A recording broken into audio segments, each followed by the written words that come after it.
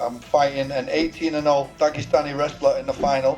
And then I beat him, then I put another belt, so that means I've got 2 tournaments in the back pocket. And then I'm going to fight Pitbull, then I'm going to take his Bellator belt. I would have liked to have fought the Holloways and all them guys. This is where I'm at. I'm with the PFL. I've got a lovely apartment in Dubai. So that's why Conor looked so good in the sparring with you, because you were too small for him. Bro, I was half of Conor's size, bro. You need to make the fight with your friend Darren Till, man. Bro, please make that fight, Mike. What happened last may have opened more doors than people might seem to believe. Hang on. Are we getting a rematch? And that's You're on, Mikey. What's good? What's going on? Welcome back. Overdogs Podcast, man. Right before we started, we here with the boys. Right before we started, I was thinking about all the stuff I just thought that I could say on the podcast, and I'm drawing blank. That's the way it works, isn't it? You can just introduce the podcast. I'm done having kids.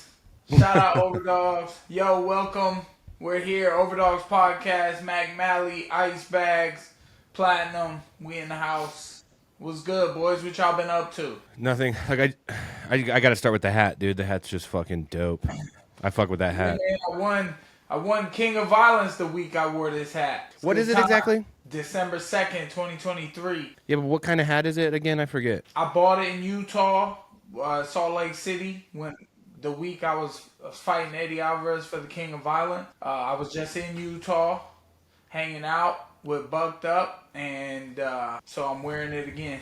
Well, I like the hat. Mac, you have an incredible way of pulling stories out of people, Mac. I know, dude. Like really asking the right banger. questions. I know. Hey, dude, I fuck with the hat. All right. Sorry. All right, moving on. All right, boys, we are back at it. I've been off for a month. I appreciate y'all holding down the fort. Time to get back at it hard, though. We just started season 2 with Tyrone Woodley.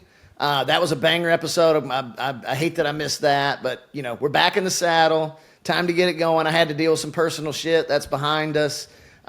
We've got incredible guests coming up here. We got Brendan coming up today. We got an insane run of guests after that. I know, Mike, you're heading this way in about a week with the fam to do an in-person episode. It'll probably be the podcast of the year for MMA, I would say.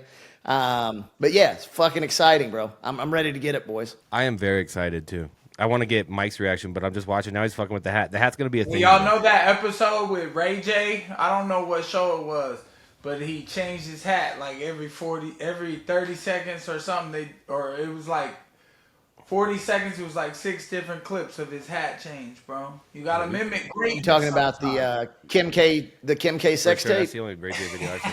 Yeah. That's He's the most switching his hat. viral one for sure. Mike's like, check out his hat. Check out his hat. All right, so hey, who can pronounce Brendan's last name? Dude's a fucking G. Loughnane. Loughnane. All right, perfect. Yeah, I've hung out with him. Cool ass guy. Interesting story. Obviously at the top of his game. He's going to be a great guest. He's also very tight boys with Mike's best friend Darren Till. Mm-hmm. Been training with Conor. Yeah. Are we gonna have any drama here on the episode with Brendan? Because we got Conor and Darren connections here. Are we good with everybody, Mike? Are we good? Are we chill? And dude's a G. Jazz, go ahead and bring him in. What's up, Brendan? How you doing, champ? How are we? Doing fantastic here, bro. Doing good, mate. Thanks for having me on, lads. Of course. We've been trying to do this for a minute, man. Too long. You and I have been talking for fucking months about doing really this. have, but we're here now, hey? That's right. Bro, what's the deal, man? You're out in Dubai. I thought it was just crypto scammers that lived in Dubai, but now it's a lot of fucking fighters out there. Crypto scammers, PFL fighters, you name it, they're all out here. But it's definitely full of crypto scammers, you are right. They are absolutely everywhere, bro. It's like the crypto scammers capital of the world, isn't it? It is. We always joke about it, but for sure. But they do have a big MMA scene. Like I've seen you at I've been to TK MMA. A lot of the big guys globally, practice there and train there at times. But I think there's a couple of spots there now, isn't there? Yeah. So I first came here. I think you guys call it a bucks party. We call it a stag do in England. What's it when someone's getting married? So I went on one of them to Dubai, and then I was here for like 4 or 5 days, and then the UK went into lockdown for COVID, and I was like, fuck that, I'm not going home. So I just ended up doing 6 months in Dubai randomly, and I was just like, yeah, I like this place. And then, like you say, it's full of like Dagestanis. There's a couple of like Brazilians and TKMMA is just full of guys just training hard every day. I thought, yeah, I can dig this place. So I bought a place here now, and whenever I'm not in Thailand training, I'm here. So that's usually what's going on. Good for you. There's there's a big boxing scene there too. Yeah, a lot of boxing goes on here now. There's Liam Smith and all them guys, they all train here. A lot of English guys have immigrated over here. And free tax as well, guys. Free tax. That's where I was going next. I was like, it's got to be the fucking taxes, let's not right? beat around the bush. No taxes. Yeah, 100%. Everyone needs to move to Dubai. Have you fought in Dubai? I actually haven't, no. I'm fighting in Saudi though for the final, so. Yeah. Well, dude, I wanted to know, like, the atmosphere of fights in Dubai can be, like, so weird. I was going to get, like, a fighter's perspective on it. Have you noticed, like, they pay for these huge events and then everyone's kind of chill? Like, it's never like, it's kind of like the Japanese audience, you know what I mean? I'm going to be totally honest with you. I've never, ever been to a fight here, so I really? can't comment on But that. not even through the TV? But you guys know what I mean, though? Like, in the crowd. Yeah. It's almost like the fans respect what's going on. And they sit back and they appreciate grappling and things like that, whereas other places like England...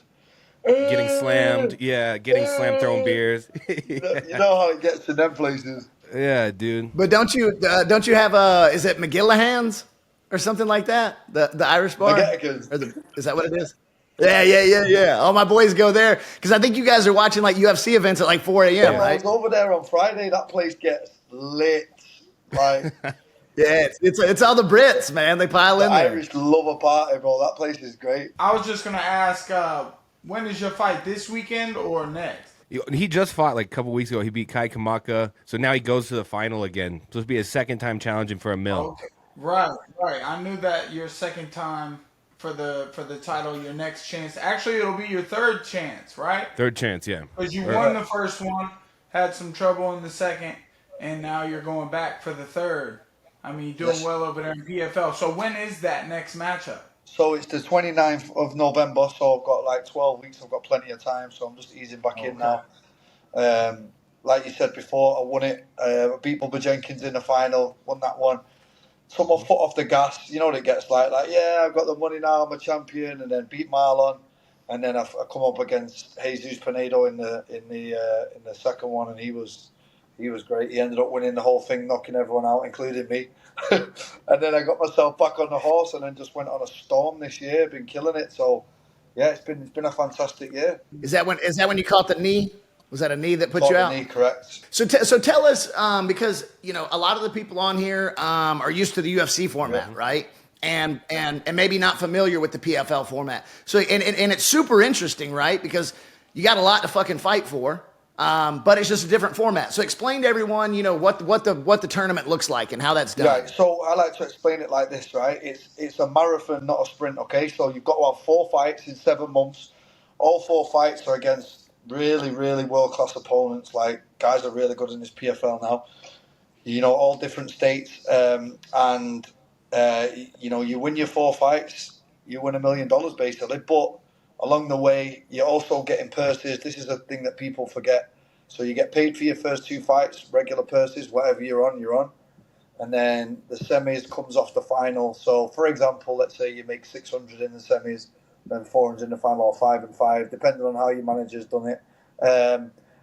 So this is my 3rd time doing it. Like I said, it's I don't think I could go back to. I call it conventional fighting now, like 1 fight a year. This just keeps me active. Like when I joined the PFL, I was like 19 and 3, and now I'm like 30 and 5. Like I've just been having crazy amounts of fights over the last 4 years. I love it over here. Hey, thanks to our sponsors at Overdogs.bet, the only place on the planet with exotic MMA prop bets. Sign up now for beta and free play. Please be sure to subscribe, like, and comment, because the king of violence told you to do so. Show some love to the Overdogs Podcast, baby. Yeah, which is awesome. You get to stay active. I know, you're going to have Mike over there in Dubai soon getting those BKFC paychecks he's getting with no taxes. Really? I mean, you might. That's a lot of damn money. I don't know, man. They got me fighting in the U.S. all the time. We got to get you Irish boys over here. Irish. Come to our back. Or I'm sorry, UK. I know you train with Conor a lot, so You know, I thought you had a little bit of Irish. Shit, I got 24%. Is that what they're taking? Oh, they're taking more than that. They're taking more than that, Brendan. No, that was just my Irish percentage. They're not taking that much. I think I'm no, I mean I paid some people. I got some employees. We doing all right over here. Hey, we're all doing all right, Mike. We got a good manager. Shout out to Malky Kawa. Let's go. Hey, Yeah, Ibrahim, for sure. Ibrahim, get the stones. So, hey, is anybody coming over with you? Is Primo or anybody flying over to Saudi with you? Listen, you know my guy Jose over there. He's everywhere I am. Ah, cheat. My guy over there. I don't need anyone else over there. That's my guy, little Jose. I take him everywhere. Yo, speaking of Malky, and you know, we need to make the fight with your friend Darren Till, man. You guys have a similar smile, man. Bro, please make that fight, Mike. Please, for the people. It has to happen. All right, so listen to this, Brendan. Have you heard about what we're doing with Dirty Boxing Championship or no? Never heard of it. Tell me. So we just announced it the week of the Jake Paul fight with Mike. We're gonna have our first event is gonna be a private friends and family in the next couple of months, and then we're gonna have our first live event most likely in January. But we're doing so. Here's the rule set: 5-ounce gloves, right? So like MMA type gloves. All striking. So anything with the hand goes, anything with the arm goes, elbows, punches in the clinch. No kicks, no grappling, no jujitsu. 18-foot ring, so there's nowhere to fucking run, right? And when you knock them down, you don't get a standing count. You can actually finish them as long as you keep both feet planted on the ground, you can finish them. Tell me that isn't sick, and that wouldn't. Tell me Darren and Mike in that matchup right there, just fucking throwing blows till somebody goes down isn't the matchup. That just sounds extremely violent. It sounds so violent. Wow. But listen, guys, you and Darren Till have got a decade of history. Like, this is the fight to make. What are we all doing? That fight needs to happen for the public. Everybody wants to see it. I don't know what's holding it up, but it needs to get done, and we all need to see it, Mike. You're a fan favorite. He's a fan favorite. You can talk the talk, and you both walk the walk. Well, I know what's holding it up, you know, your boy Conor is definitely talking about a bigger chance of him fighting bare knuckle than Darren Till. I think they offered Darren Till, and he said no to the bare knuckle. That's where I'm fighting at right now. Because if I'm not going to fight, I'm going to fight probably one more time before the end of the year. So if that's not happening in dirty boxing, it's going to be bare knuckle. And a lot of guys don't want to do the bare knuckle, man. I'm trying to make the fight with all your friends. USA versus the UK versus Ireland. Listen, I'm going to be honest. I ain't trying to fight you in that bare knuckle. I don't know why anyone would want to fight you in that bare knuckle, bro. You are vicious over there. You're the PFL champ, man, so we rooting for you this year. You're the vicious one, bro. I watch you in that, and I'm like, he's the guy. Like, everybody's got their thing, and you are the guy over there, bro. I'm a fan watching you. I really am. That's from the heart. So when is your fight in Saudi? I'm fighting on the 29th of November. On the 29th of November. What do you think it's going to be like, the atmosphere? I mean, that's a very unique country. Obviously, they're paying a lot of money now to bring in big fights. But what do you think about that? Do you know what? It's like right now I'm based in Dubai pretty much, so it's really good for me. I can have my whole Dubai people go over there. It's only an hour away. So this is really big for me. This is really big. I'm so glad it's in this side of the world.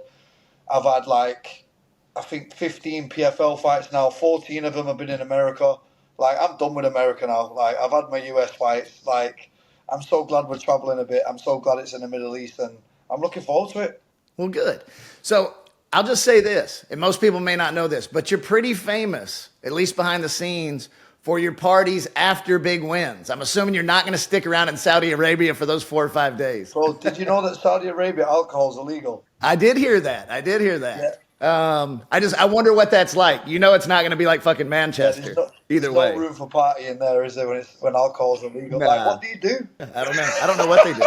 I was thinking about this the other day, right? You know, like Ronaldo's over there playing soccer, right? But you know that motherfucker's just hopping on a jet right after the game and like flying back somewhere else. I mean, he ain't sticking around in Saudi. Yeah, like what? Like, you know what? Obviously, I take into consideration all the time. Like, what's the party scene going to be like wherever I go?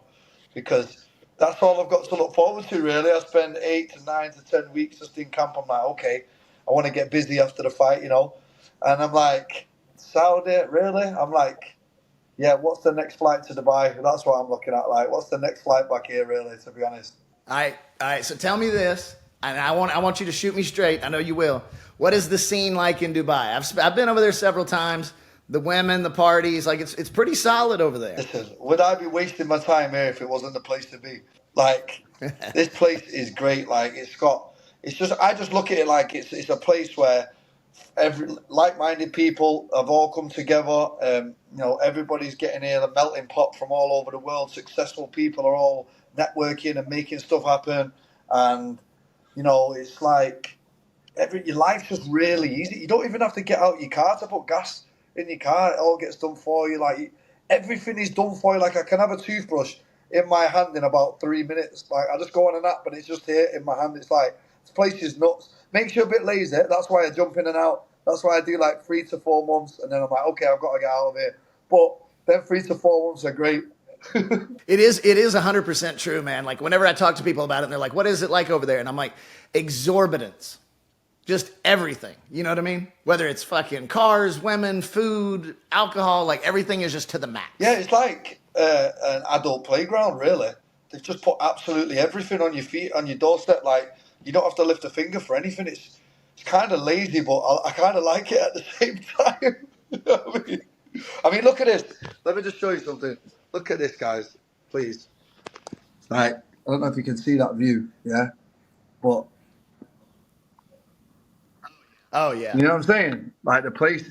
Yeah, Look how busy it is, bro, at this time of night. Like, it's 10:30 p.m. It's just like you've been to Times Square, saying like, places are just happening all night. You know what I mean? It really is. It's an interesting place. It's not for me, but I could understand. Look, if I was single and fucking 30 years old, it would definitely be for me. So you've been here then? Oh, I've been there like 3 times. Did you enjoy it? So I actually boxed there with Roy Jones Jr. came with me. We went and trained at TK MMA. Way.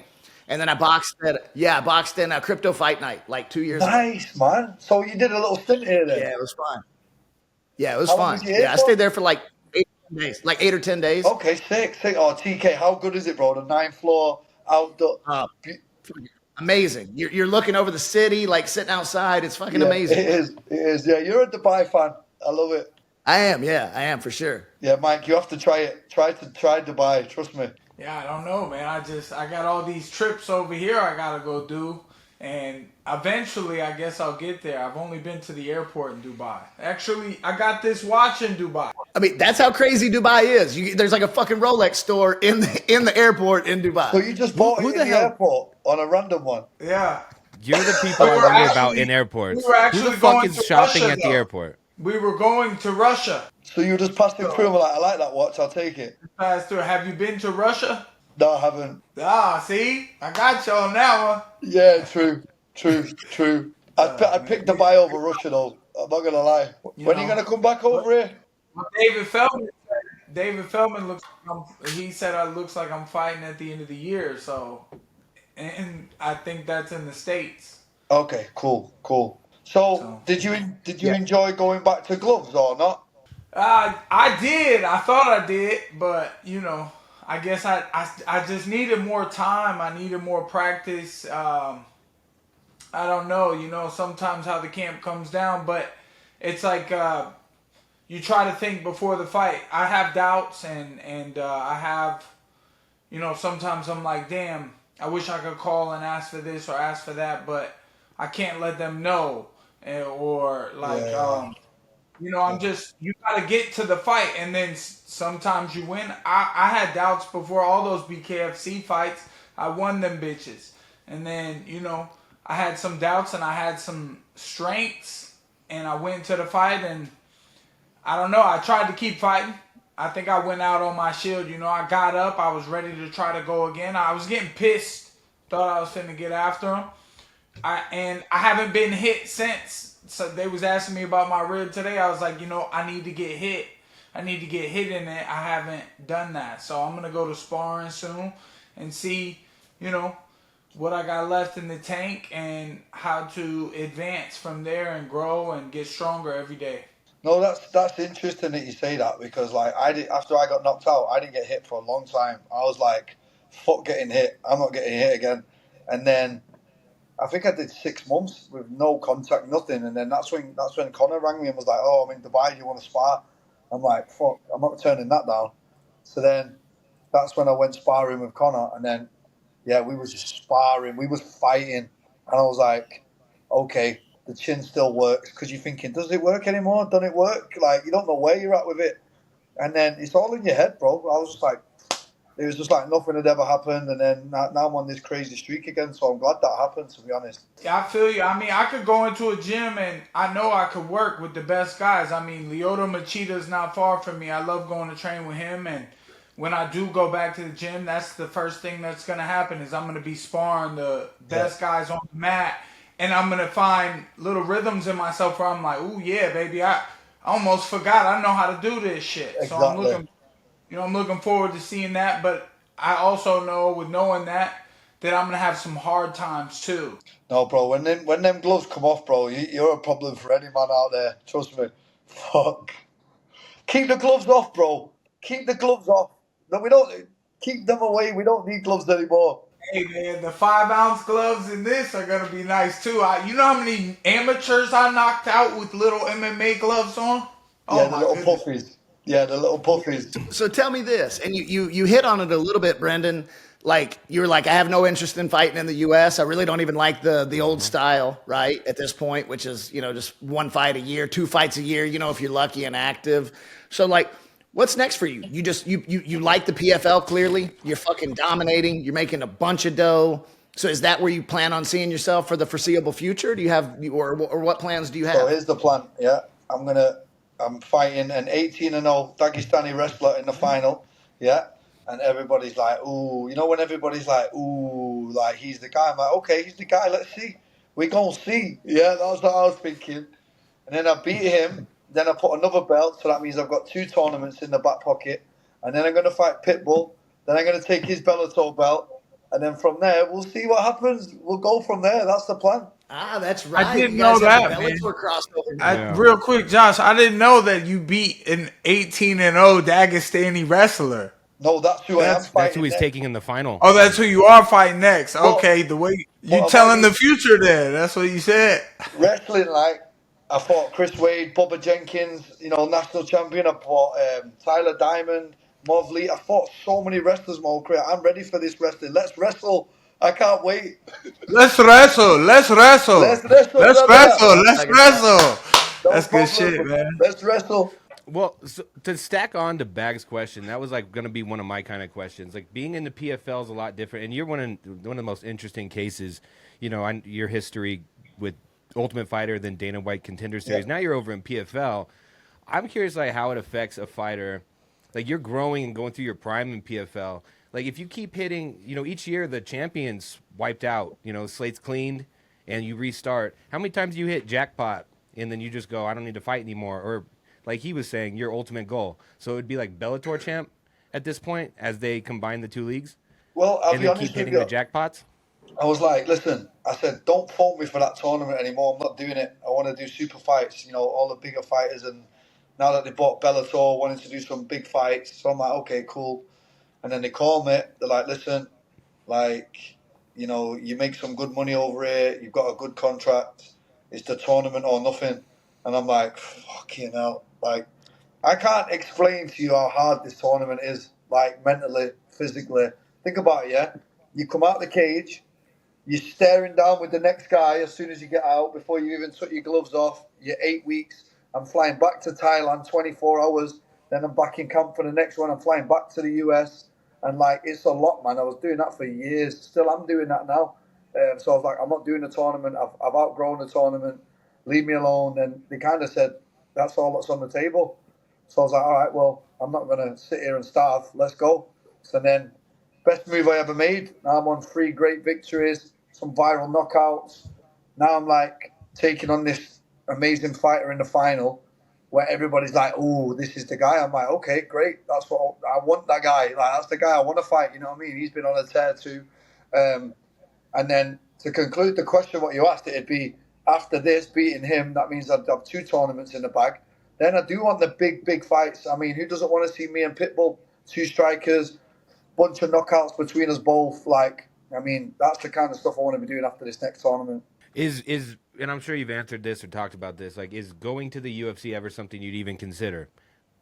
You know, let's say you accomplish your goals, and they said, because you're still only 34, you know, and they said, all right, bring him over. Is that something you look forward to? Because if you guys don't know the story, everyone listening, Brendan should have gotten a contract on Dana White Contender Series. And you might have lucked out not getting one if you're, you know, winning PFL $1 million, but he got snubbed because he shot for a takedown in the last minutes of a fight. He was dominating. You know, he's one of the classic cases from Dana White's Contender Series where it just seemed like he got snubbed. But would you ever go to the UFC? Good question. Like, I always say, like, don't bite the hand that feeds you. I've been fed really well, really well. My belly's full. Like, these guys at PFL, I make great money. They've always looked after me. I joined the company 5 years ago. I'm very loyal. Me and Peter Murray were tight. Like, the guys over there are great. My contract's great. Like, if it's not broke, don't fix it. Like, I'm good.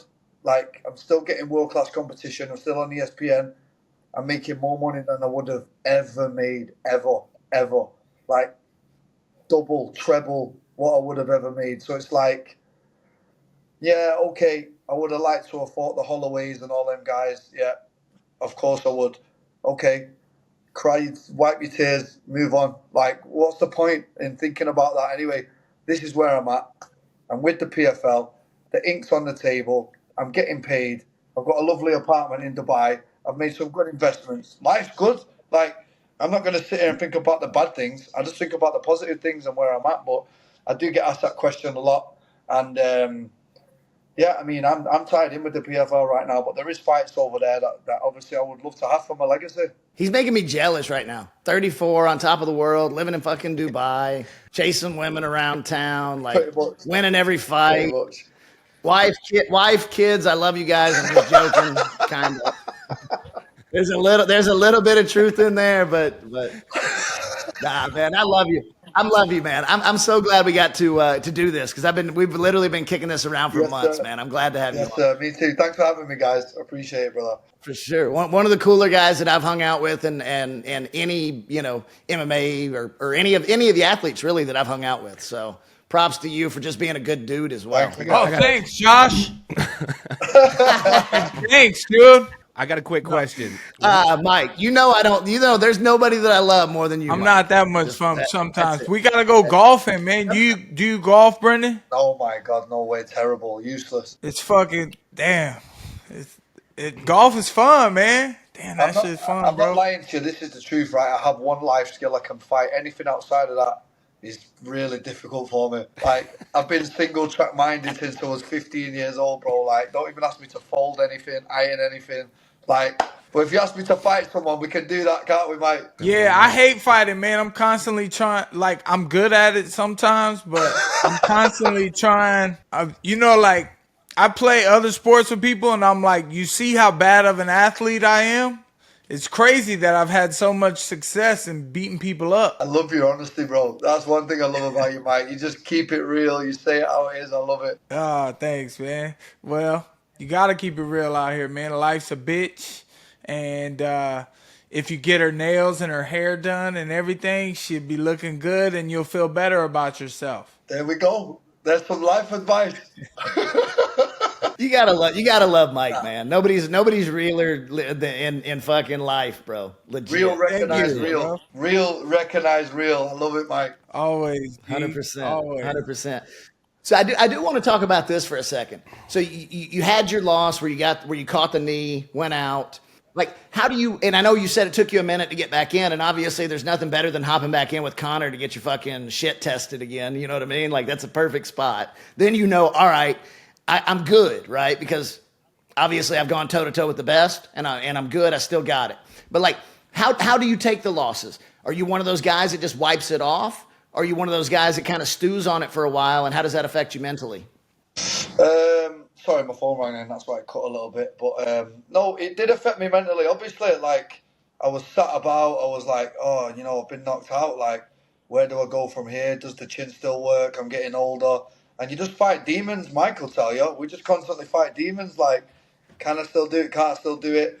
And like I say, that phone call was like a blessing. like, hey, bro, can you come and spar? I'm not going to say no. So I went down there, and there's nothing like a Conor McGregor backhand to check if your chin still works, right? So as soon as that landed, I was like, okay, shit, that usually knocks people out, so I'm still here. And then from there, I was like, book me a fight. I'm good.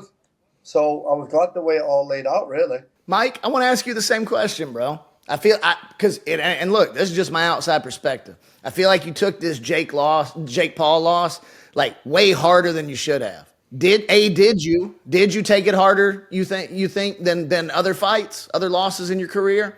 And then B, like, where are you at now? I'm good, bro. Fuck it. Like, I don't know. I'm trying to figure it out. Like, where I don't have a lot of time to get back in the gym right now or whenever I want. Like, when it's focused on fight, or if I sign a fight, then everybody else knows that I gotta be in the gym, and they still won't care. Like, there's lots of calls, lots of meetings, lots of trips too. Trips can be work sometimes, especially when you gotta take the kids, or when you get to take the kids. You know what I mean? Like, I just was gone for a few days and missed the kids, and training in the gym is actually looking like it was easier for me than everything else that I gotta do nowadays, and just to grow and keep stuff alive. So I'm just in a different place in life, and almost, just as far as once I start getting back into a rhythm of consistency, that's what's important, is consistent rhythm of training in the gym, and then being more confident when it comes to punching with men and fighting them. And otherwise, I'm like, there's all these other aspects to life with business and traveling and having drinks here and there, or fucking, eating all the food you want, and getting to go the extra mile as far as networking, or doing a different activity like playing golf. I need to go get a fucking massage.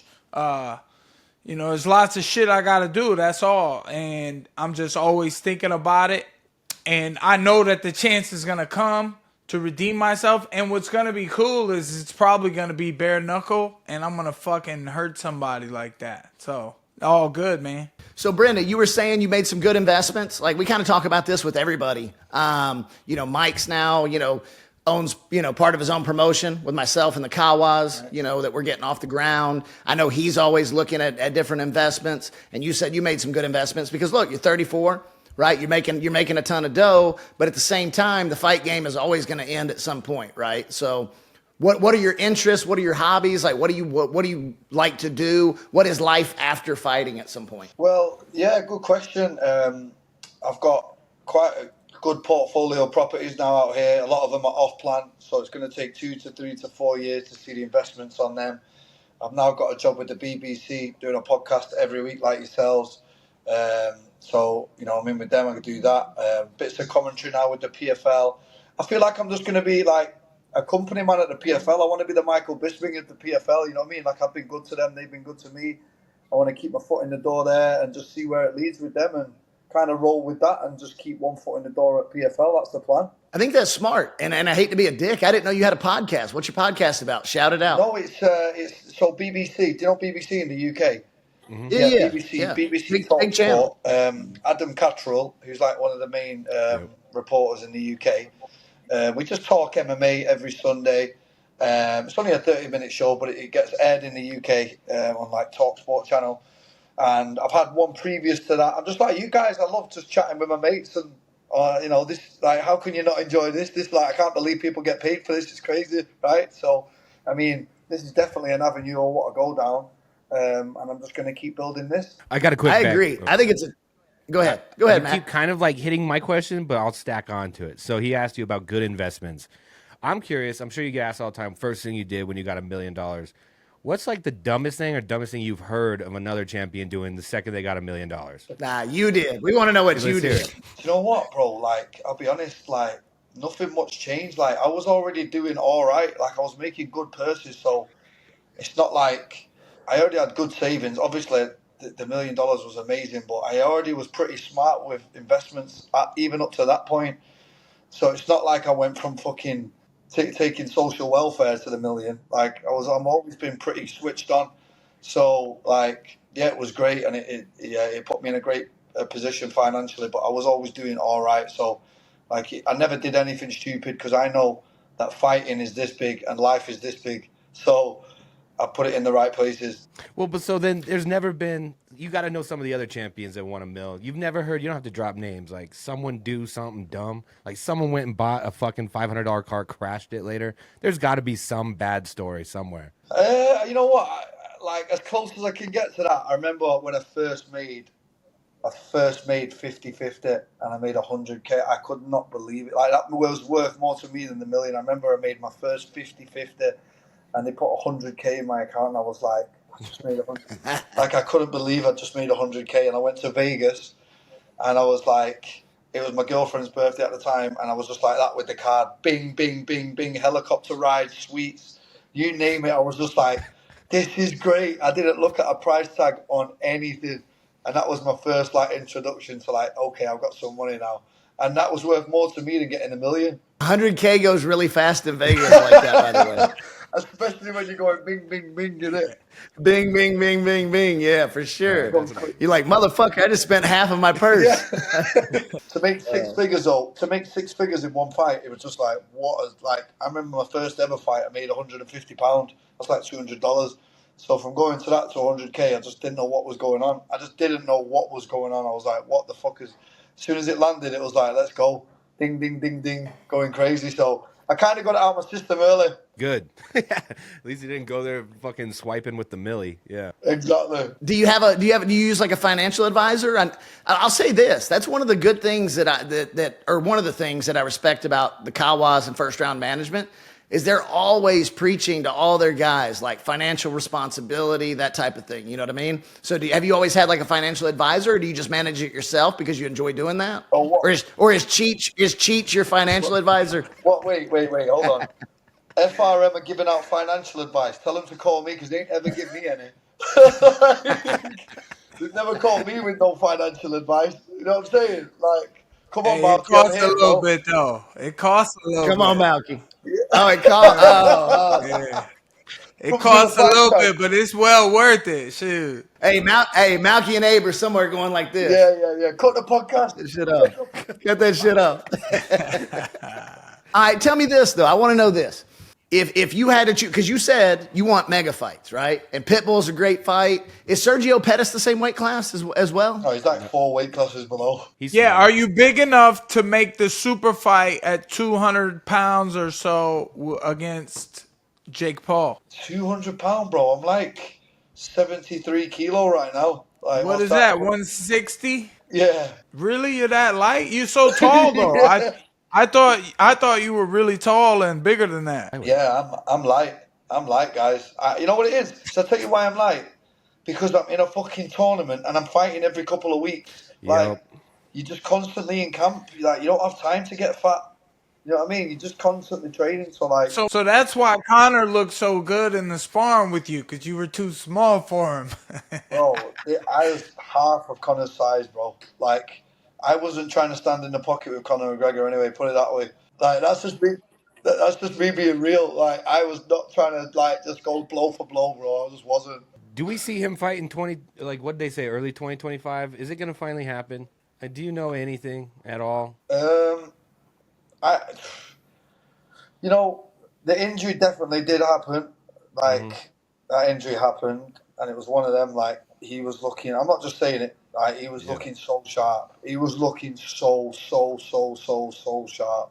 Like, the world was in for a treat, and it's such a shame what happened, because now we've been robbed of the chance of seeing it again for a while.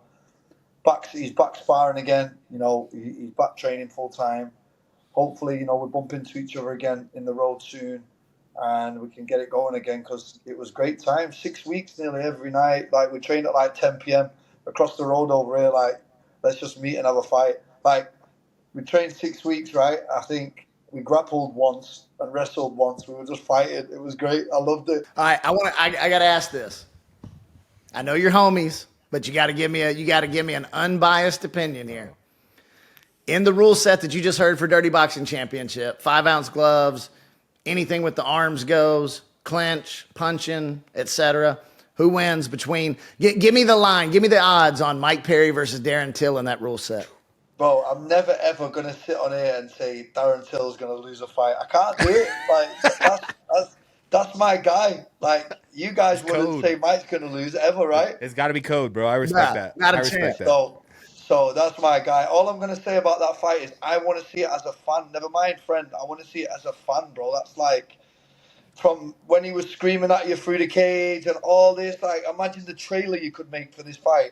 Like. Well, his last fight was a damn circus. Yeah, I mean, I don't know what was going on over there. Like Darren's better than that and bigger than that. We all know that. You know what I mean? Like there's no secrets there. He needs to be fighting you, Mike. He needs to be fighting you or Jake, or he needs to be in them kind of realms. He really does. Hey, tell him the good thing. The good thing about Dirty Boxing Championship, just tell Darren, like, we're interested.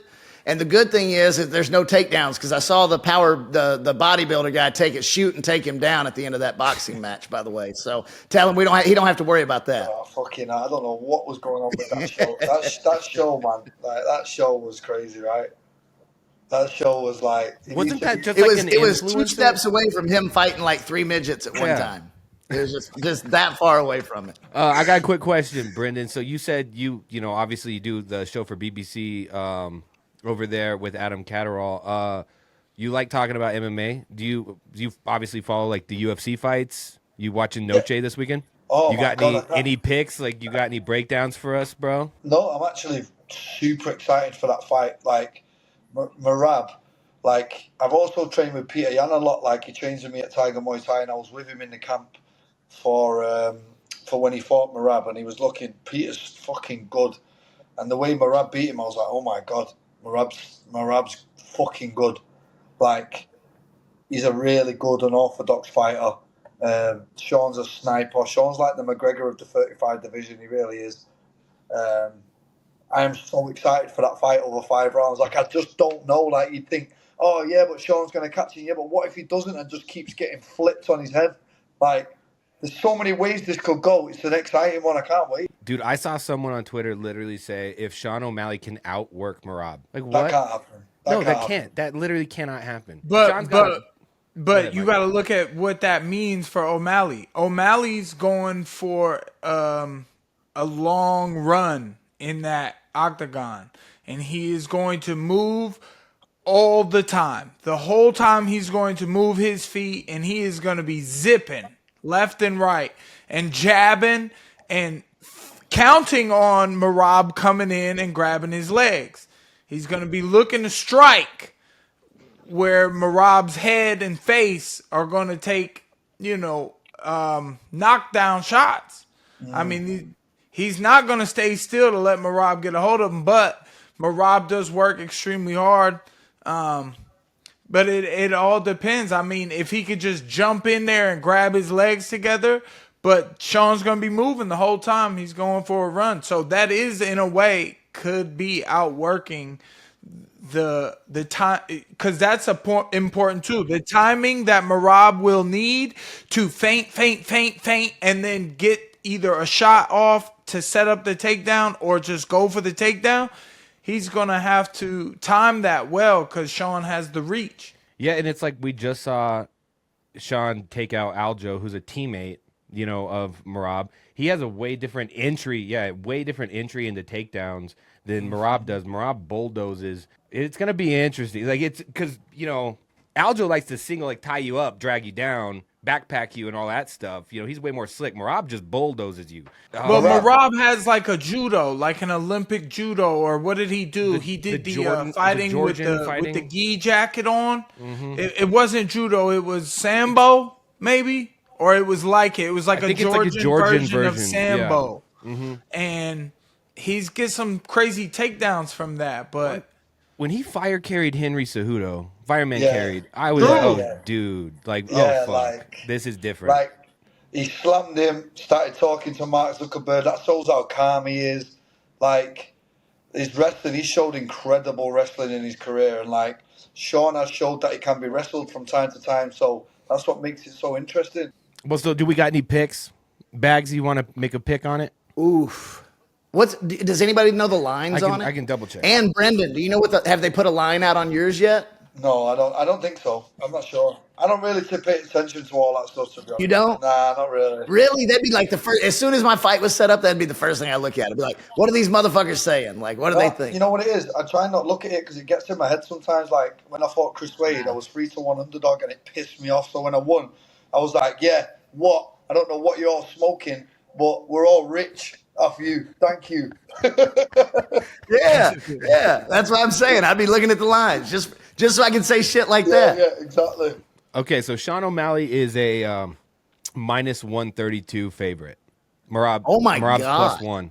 plus 112. Dude, that's nothing. That's tight. Yeah, I might have to jump because if you look at the betting lines, right? Vegas looks at a couple of things: who's going to win, right? And what is the likelihood of that, right? They run the fucking algorithm on it. All of it's done by fucking AI algorithms now, with a little bit of with some people in there, making decisions.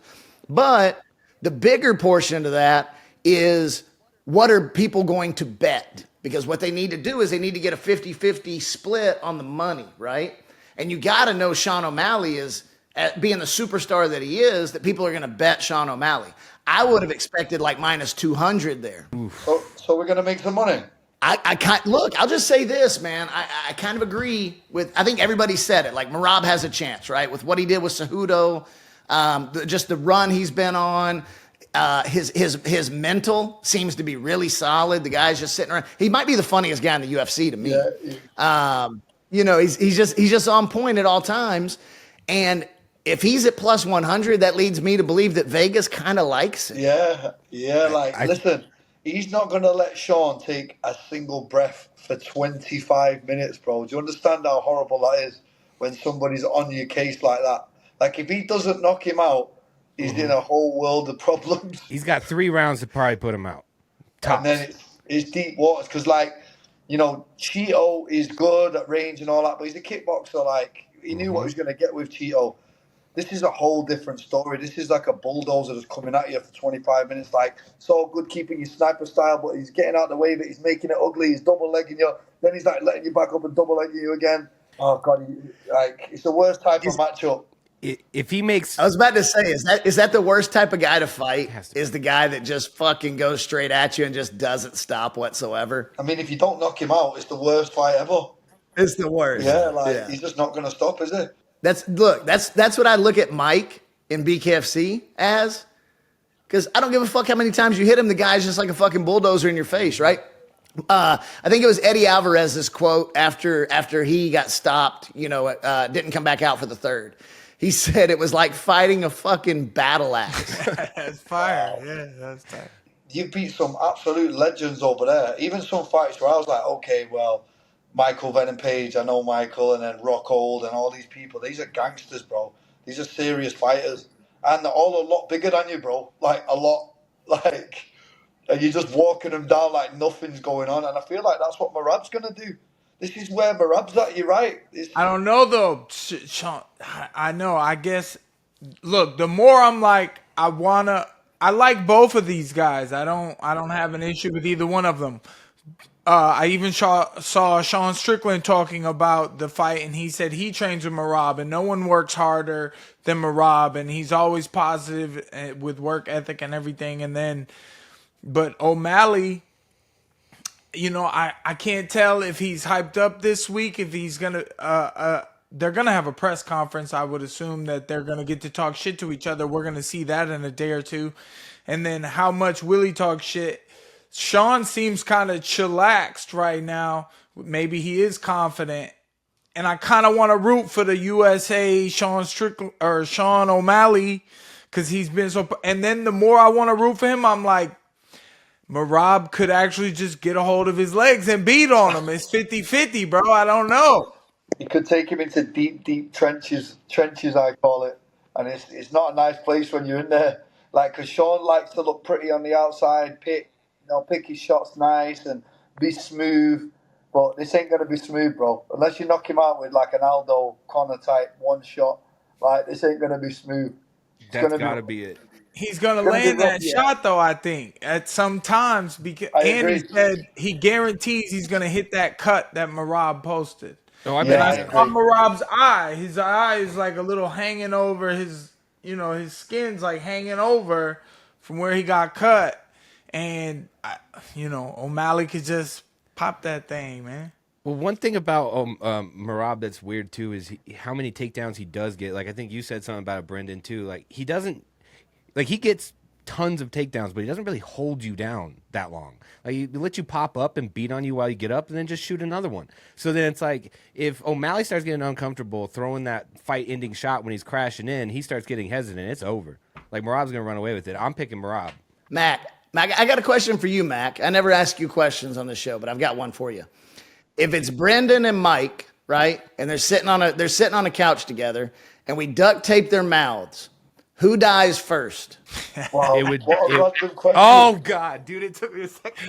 Because they can't breathe out their get it. fucking noses. Who dies first, Brendan or Mike? Because both of them noses You are die smashed. first because They're I'm gonna fucking kill you for taping my mouth shut. This nose is done. It was done a long time ago too. You look like a 80s what's his name?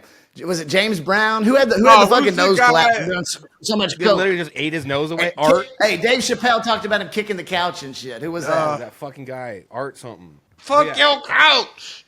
That shit has Rick collapsed, James. Brendan. Rick James, bitch. Rick James, bitch. All right. Now, Well, listen, anyway, yeah. Go It ahead. gives me character. I say to people all the time, they're like, bro, when are you going to straighten your nose? I'm like, I get hit for a living in the face. What am I straightening it now for? And like, even when it's all said and done, like, do you know how hard it was to get a nose this bent? Like, this is character right here. You know what I'm saying?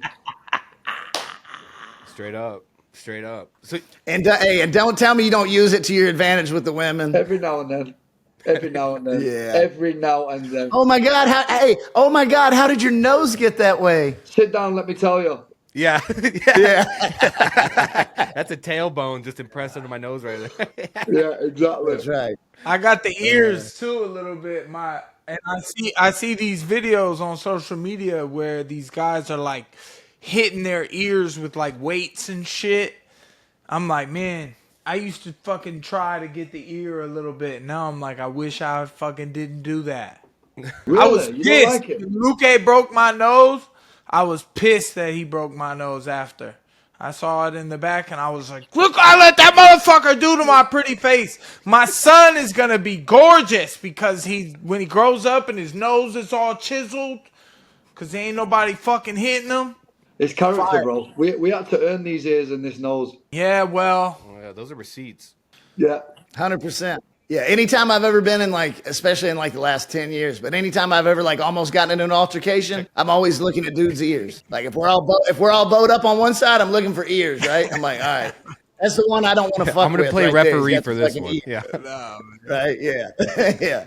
Yeah. I'll take that guy. I'll take it the other don't one even here with matter. fucking Some people ears. can grapple without them shits.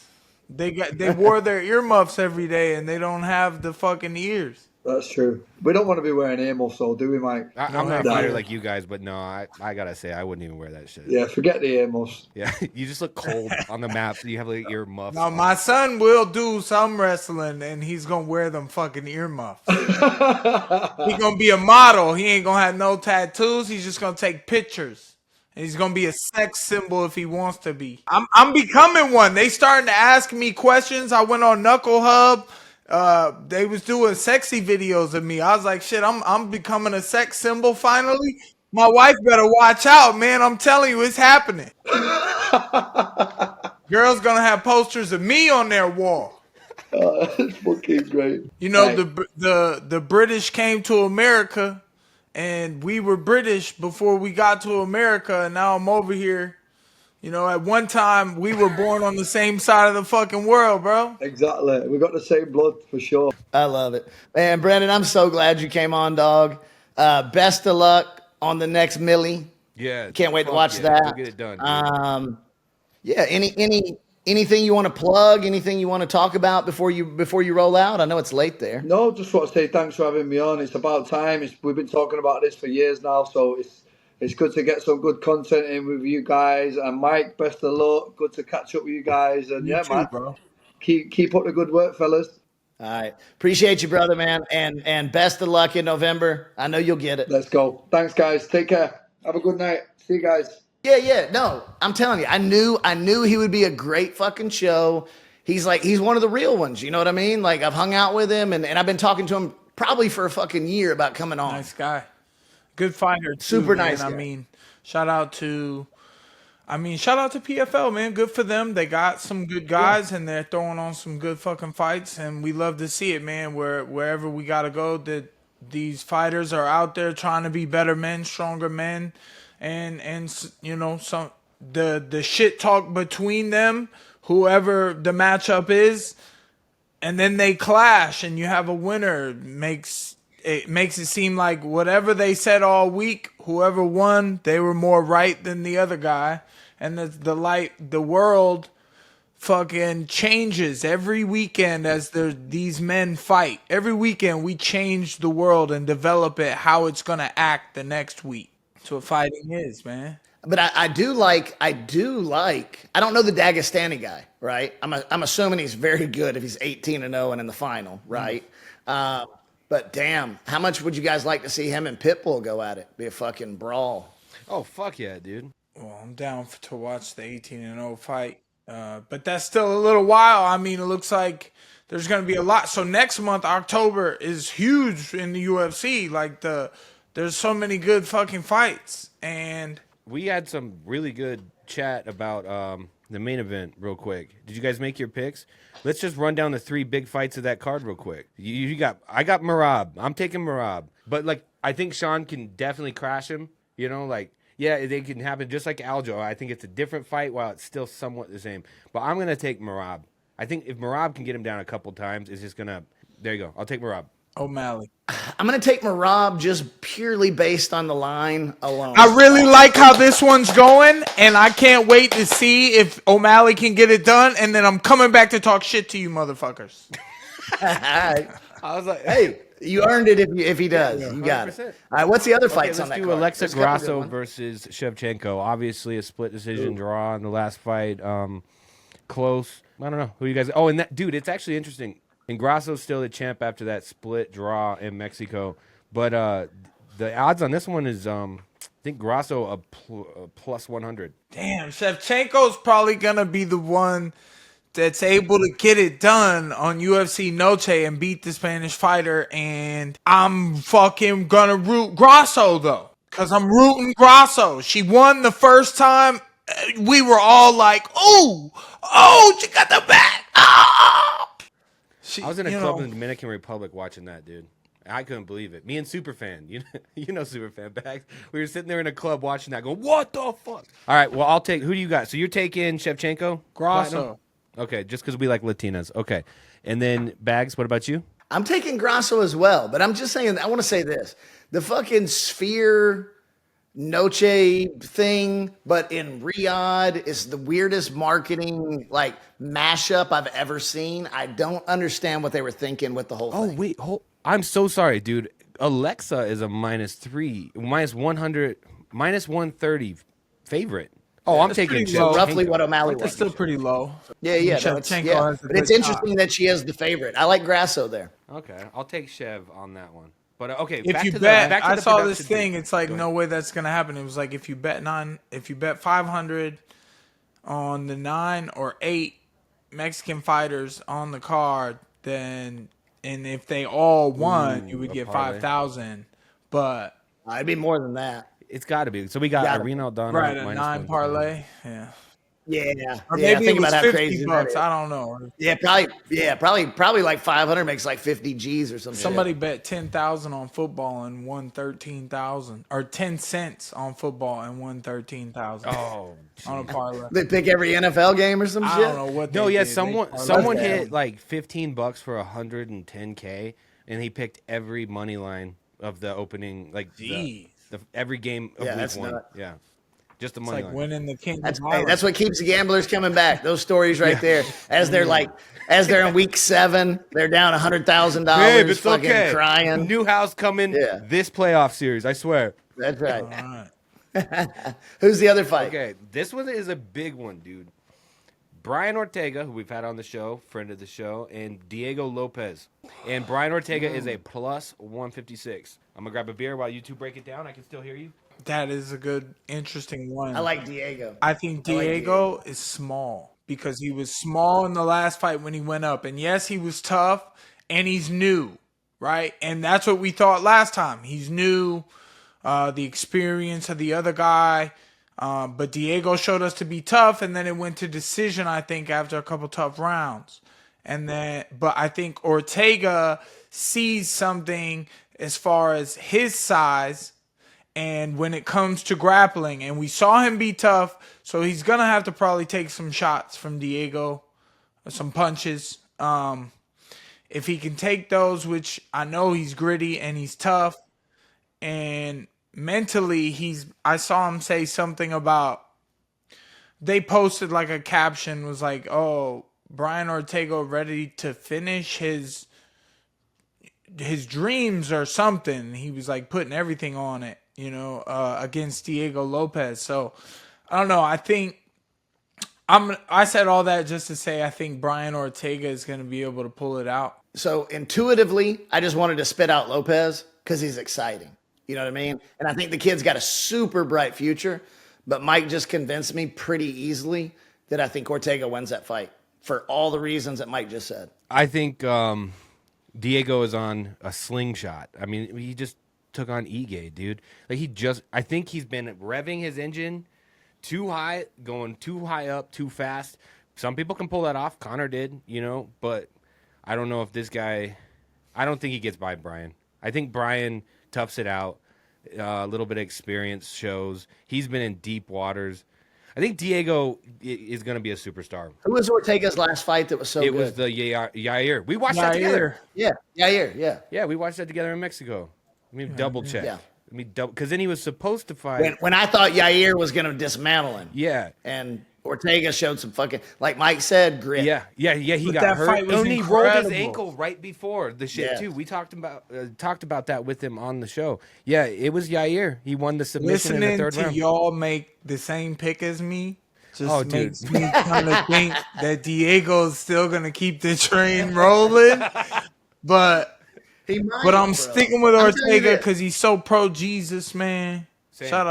Shout out to Jesus, man. Shout out, dude. Win or lose, shout out to Jesus. Win or lose, Diego will be champ in that division at some I can point. see it. Definitely top 5. Barring any major injuries, he's going to be The the weight champ. class in that is division at some point. 155, and Diego wants 145. No, doesn't it's he? 145. It's Yeah. 145. Ortega's going to 145? They've all been at there. It's all at 145. Okay. I think he's too big, yeah. I think Ortega's jiu-jitsu is so good.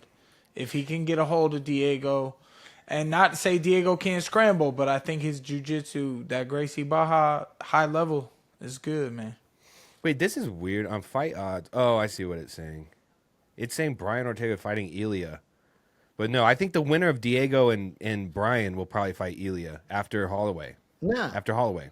Ilya's going to fight Max, right? And then I don't know. I think Shavkat's I would fight not Whitaker. say. Yeah, it's supposed to be Whitaker again. Yeah. They remade that. It happened this time. Dude, I don't think so. If a fight falls out like that, you have a guy like Hamzat who keeps fucking that shit up. Like, I feel like there's something in a contract or some type of like, all right, are we serious this time? I don't know what type of like. I would imagine they make this fight again, dude. It's gonna happen. I think Whitaker beats Hamzat. It's pretty cool when these guys are so good at grappling that they could grapple anyone, any size, anywhere on the planet. Like Hamzat has some phenomenal wins. Like the Gerald Mearshart is Dude, an is incredible a monster. athlete. He just tied He's a- Bisping for most middleweight wins just the other he's weekend. so good. And, and even Kevin Holland was hard to deal with for Wonder Boy. Striking battle. Boom, boom. was I saw crazy. that one live in Orlando. Yeah. And, Hamzat is just, he's so capable with the grappling. But Whitaker is a little bigger, so that's a cool matchup. I got a question for you guys, and this leads into, it might give a hint at our next guest. But what do y'all think about John and Stipe? I think we're looking at I don't even think it's been officially announced, but we're all assuming it's Madison Square Garden, November. Everyone forgets John's from New York. Yeah, believe me, it was set last year, right? For the I same think so. for the same fight. I think so. Right? Yeah, it was. So because I remember the guy paid like $100,000 or $200,000 dude. seats. Oh, Remember? yeah. And then the tickets dove like they went down like 75% yeah. or something within a day when John tore his pec. Yeah, that dude paid like $100K, like per To watch, I forget who it was. John and Steve. Who was it? Joan Who filled Stipe, in? I think. No, but who filled in? It was actually a good Oh fight. fuck! I think it was Perea and Oh, somebody. Perea probably. Fuck. And Yuri. Yeah, Right? dude. I think that. Okay, that sounds right. Yeah, live in Perea and Yuri. MSG. Yes. I remember. Yeah. But it wasn't John and Steve. No. They paid $100,000 to watch that John finish his specifically, career. yes. 100%. Yeah, I remember that. Right? All right, so I want to hear y'all's thoughts. Like John Stipe, I want to hear your thought on the fight. But more than that, does John call it quits after that? Does John wrap it up? I mean, he's essentially said so on our podcast a year ago that we never released. I think he's mentioned it a couple of times. Or do you think that he sticks around and fights Aspinall just because he gets sick of hearing all the bullshit and just fights him to put it to rest? I think he's honestly stuck. Mike, if you don't mind, sorry, but like dude, he said straight up on this podcast what he's stuck to this whole time. He goes, "No, fuck you. It's not Tom Aspinall. It's Stipe." Mike. Okay, it's Stipe. Okay. So it's Stipe, right? And then what did he say on this podcast? He said someone would have to come around and demand his attention back. He's been told his entire career, and we're not sitting here being Dana White sucking off Jones like just to do it. No, he's said this whole time, dude, Stipe is the greatest heavyweight of all time, probably. He wants that legacy fight. If anyone's Did you guys know that John Jones is the greatest of all time? I've heard. Dana told me he was. I think John smokes Stipe at this stage in both of their careers, and I think if he went out there and smoked him and everything went according to plan, I think he might sit around and take that fight with Aspinall, which would be obviously the better fight right now. I'd prefer to see that, but John Jones has been very clear about what he wants to do, and so I'm not very confused by what we're seeing, is my point. And Mike, you're gonna have to sit next to him in like unbiased a week. opinion. Well, now you make me want to have fun with it. But picking on John Jones is like, bro, he beats everybody. He's beat them all. He can choose whichever fight he wants. The thing about Stipe is he's done some incredible things, and you can't never count Stipe out. Especially all the time that's been put into this fight. Stipe's just been preparing his body for a battle for all this time and making sure that he's stretched out, he's healthy, he's ready to go all the rounds. He knows John's weapons. John's a big kicker. He does destructive things like, try to snap your knee or arm wrenching or grabs your neck from standing position, and Stipe moves his feet well, and has good boxing. Where at heavyweight, good point boxing. John, we've always wondered, John, he's so good everywhere that boxing is actually one of his lesser great abilities. I don't think he's known for clocking somebody with a left hook and knocking them out. I just don't think that. But, so whatever John wants to do, and I would love to see, because all the talk on the internet gets on my nerves, especially right now. John versus Aspinall, I would love to see it because John can totally win that fight, and then a lot of people would have to shut up. So I'll say this because you're 100% right. I remember talking to John before the Cyril Gann fight, and I was like, we're just talking, boy talk, guy talk, and I was like, they're talking about how Gann's the fastest, the best striker, and at the time, that was all that was said. If you remember, it was like Gann is the fucking fastest dude. He's got the best striking we've ever seen at 260 pounds. Reyes did it. This. And you know what he said? He said, Josh, he said, I've been the fucking champ for like 13 years or something. He said, you know how many guys I've seen that they said is the next fucking up and coming me? He's like, and every single time I fucking finish him. And I think that's the same way he looks at Aspinall, right? Like Aspinall just the fucking 10th guy that was supposed to be John Jones. You know what I mean? People are being willfully and so obtuse. I completely understand John's vision on that. And it's up to him whether he wants to fight him. I just have this feeling in the back of my head that even if John says, I'm fighting Stipe and I'm done, that like John's still going to have that appetite, right? Yep. Especially if still going to have that appetite. And Mike, you know this as a competitor, like you always want to compete, right? It's kind of like, all right, it's kind of like Brady was like, I'm done. And then he goes to Tampa Bay and wins a fucking Super Bowl, right? Just because he wanted to compete. Like, that's simple. And I feel like... Yeah, so a Brady and a John you can put in the same thought process. Yeah. Yes. Yeah, but I feel like he's going to have that same appetite. Like, I'm going to shut up the crowd one more time, right? Like, I got the one win that I was kind of like wanting in my career, which is Stipe.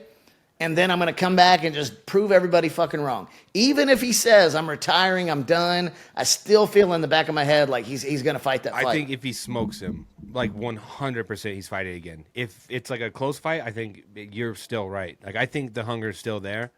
I think they're caught in this thing where, you know, if you don't like John Jones because of the mistakes he's made in the past, that's one thing. But, like, dude, literally Stipe versus John Jones is a legacy fight no one really should be complaining about.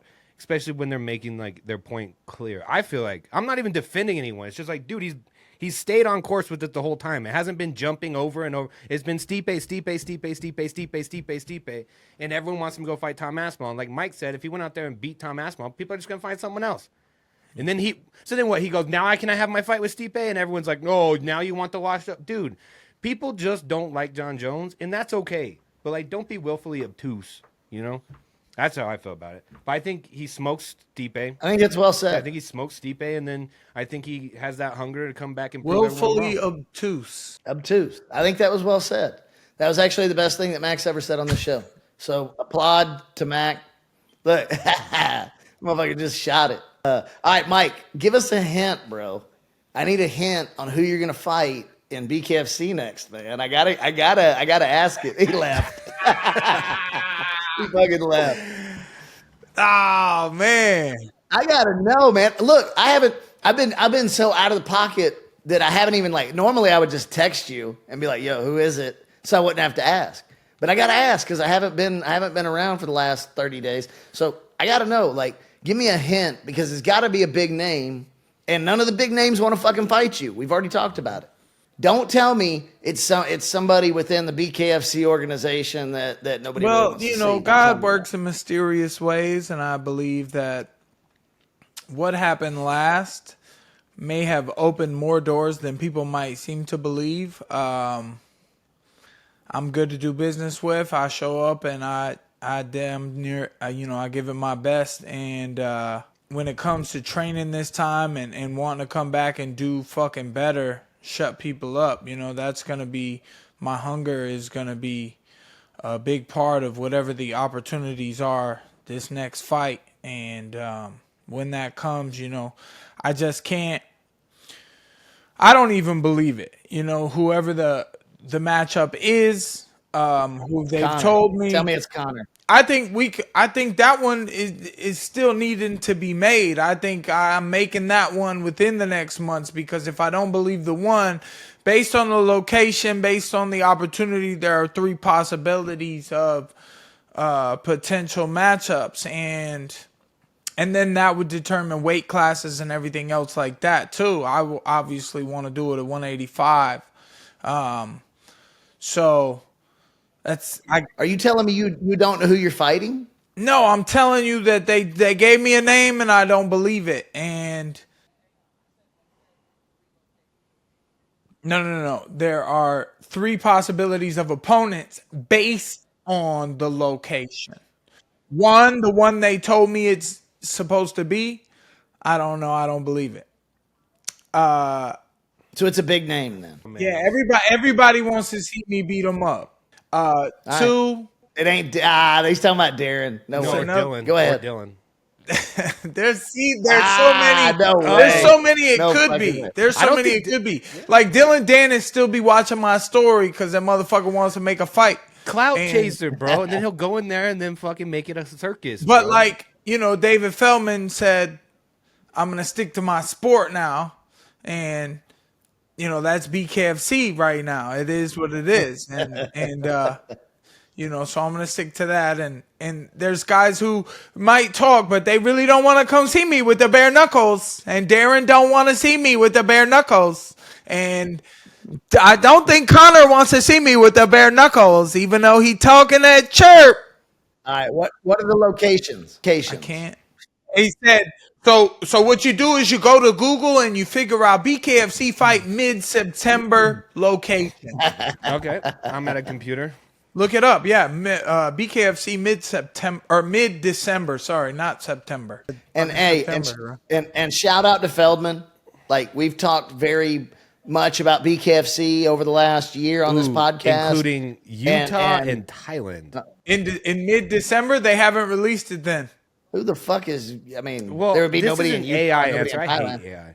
Hey, hang on. Isn't Cowboy Cerrone over in Thailand? There's another possible option where he might have been talking some shit, but I don't think he'll come do it either. He seemed to think, or fans online seem to think that Cowboy would beat Jake in a boxing match. Cowboy would beat Jake? That's what they're saying on the T. Woodley episode. He's a kicker. On the T. Woodley episode, that's what they're saying based off the shit that T. Woodley was saying about Cowboy. You ain't gonna pay me less, and they're like, well, that's why Cowboy's still in the company. And what? Who cares about being in the company if there's all this money out here that you can get that you wasting your time over there? It's the big leagues. Everybody's watching it. Everybody's tuned in. But you getting paid pesos. At the end of the day, we fight for money so I could change my life. Point in case, look at Loughnane sitting right here for an hour with us in a Dubai high-rise fucking apartment saying, I got everything like 3 minutes away from me. And he's $1 million in. It'd be cool for legacy fights, maybe the UFC. Yeah, dude, look at it. He's in Dubai. How many UFC fighters that aren't at the very pinnacle, very top over there in Dubai? I won a world title once. That was... maybe I can do it again. Maybe I can get on another streak and make another fucking belt. But you know what? They already made a fucking belt. And they called it the King of Violence. And I won that fucking shit against a guy who won a belt in UFC, Bellator, and won championships. And I'm pretty proud of that motherfucker. And he was known as a dog, too. And you out-dogged him in the most dog version of fighting. Yeah. Oh. You can't take that away. You'll never take that receipt away from you. I'm ready to see my next fight in the third round. Ready to see what happens in the third round. All right, hang on. Getting me horny, man. Hang on. Are we getting a rematch? In the back of my mind. That's what I think. That's what I think. In the back of my mind. But also, that's where I'm like weight classes. Because 185, that's not who I've been told. But I want 185, and I think there's another option. A couple other options there. Interesting. All right.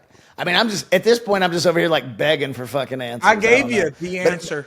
I'm telling you, I said something that was the hint. I know you did. And I'm glad it went over everybody's head. But I do want to go back and say one thing that I was saying earlier. Like, because there's been a lot of drama, right? With DBC, with what we got going on, with BKFC, with Conor, and Dave has been a fucking ultimate professional, as always. And he always is and always has been. And we've had nothing but respect for Dave and BKFC on this show. And so I just want to reiterate that just one time. Like, we have zero animosity towards those guys. It's nothing but respect for BKFC and what Feldman's built, which is a fucking juggernaut, and props to him. And that's it. I love I love getting to fight bare knuckle. Yeah. I think it's given me my own lane, and I've taken that lane full speed, and I'm really grateful for those opportunities. And fighting is a weird fucking job sometimes. There's so much more life going on around you. So, to to be a fan is cool, and to get to be the fucking main event is cool. So, just a day at a time, we work towards our next goal. Shout out to BKFC, man. I gotta say this about BKFC. I'm not even just trying to glaze, but I've said this before on this podcast. Like, dude, you look at slap fighting the way it's looked at right now, everyone hates it. And I don't think slap fighting, but that's what they said about it's what they said about bare knuckle though. They said the same thing. Bare knuckle was too savage. Dave Feldman was like a skis, bro. He's like proven. Dude, it's funny, Bags, you talk about you going to bare knuckle with your wife. Dude, my girlfriend now, we watched the fucking card the other day. Like we watched pretty much all the bare knuckle shit. She's like, see, this is way more exciting. She loves that shit. It's fun. Dude, I wonder how much I can get paid to do slap. Oh, dude, I'm thinking about just doing it for free on my Instagram. Me and another friend, we just flip a coin and fucking smack each other. We're going viral for sure. Mac, I say you fly out. We'll fly you out to Orlando on the company budget, and you guys do a slap contest. We'll set up the fucking thing where you like hold on to it. We'll have the people behind you. Just to catch put me in a wheelchair, bro. I tried to ask some serious fighters. Yeah, no one's taking that, Mike. Even they said no. I was like, yo, flip a coin. You win the coin toss. You slap me and quit. Before I even slap you back, I just want the views. Maybe it's something I need to do. Maybe that takes the podcast to the next level. Mike just gets to fucking plug me one you time. can slap me, Josh. We'll just start doing slaps. Whoever has the worst I just go picks, completely fucking. Whoever has the worst picks. Eyes back in the head. After like a season, we tally them up. Who has the worst picks gets slapped by Mike. I like that. Yeah. It's like fantasy football, and instead of like the loss, right, is you just get knocked the fuck out. In a wedding dress. You gotta wear a wedding dress and let Mike Perry slap you. Where the wedding dress come in at, dude? That's some fantasy football shit, dude. It's kind of funny. All right, boys, I'll say this. Great episode. I'm so glad to be back with the boys, man. I don't think y'all understand what this show does for me, just mentally and my mental health, and like, man, it's so fun every week to tune in and like just talk shit with you guys. And I think Brendan touched on that a little bit too. Like, he's like, I can't believe, people get paid to do this and talk fights and like have fun with the boys. And that's what I feel like. Even though I don't get paid, I still feel like that. And it's special to me. So I appreciate y'all. It's a privilege to be here, guys. Like, for real. I mean that. To the listeners and to you. Yes, everything you guys just said, same. Definitely helps me getting to talk with you fuckers, because I don't know. Talking with people, I don't really do it a lot, and I'm trying. I'm working on it. I'm figuring it out, and then getting to talk to these great world class fighters who have a mindset on life, and sometimes they give me respect. It's fucking great, man, and you paid me to do it, Josh. So fucking thank you, bro. And I want it to go to the moon. Season 2 is going to be completely different from season 1, even though we built a great base layer. We're going to the next level this year. We got massive guests coming in. We've now had, 7 or 8 months together probably. And just massive respect to both of you. Thank you. For everything. So much appreciation, boys. Let's sign off. Overdogs.bet, our sponsor. And follow us on socials. Overdogs Bet. Platinum Mike shit. Perry, McMalley. Wait, what's that? Real what's quick, that, when is Overdogs Bet? Do we have any update on that? I'd say in the next couple of months. It's pretty much ready to go. Fuck yeah. All right, sorry to interrupt that, but I wanted to update everyone. Yeah, so follow us on socials. Dirty Boxing Championship. Everybody, love you. Thank you. Peace. Cheers, boys. This podcast episode was brought to you by Overdogs Bet. Sign up today for early beta access and free play at overdogsbet.com/beta.